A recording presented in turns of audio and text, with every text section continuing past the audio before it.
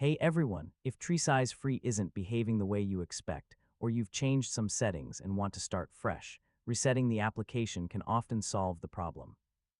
In this full guide, I'll show you how to reset TreeSize Free settings safely and what to do if a built-in reset option isn't available. So let's get started.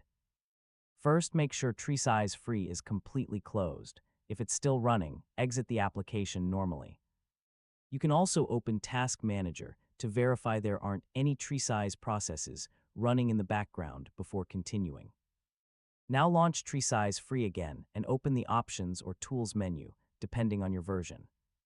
Some releases include a feature that lets you restore the default settings directly from within the application.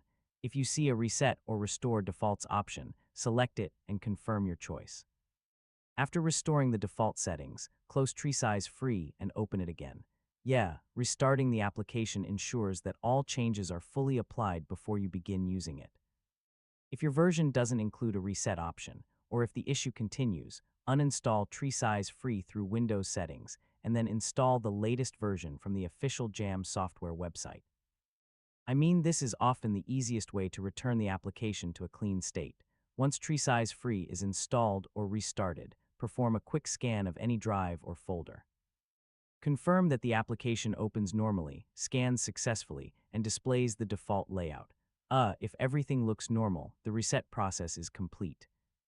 If you previously customized the appearance or scan options, you'll need to configure those settings again after a reset. Take a few moments to adjust the interface and preferences so TreeSize Free works the way you like. And that's how to reset TreeSize Free. Whether you restored the default settings or performed a clean reinstall, you should now have a fresh start with the application. Thanks for watching, and I'll see you in the next tutorial.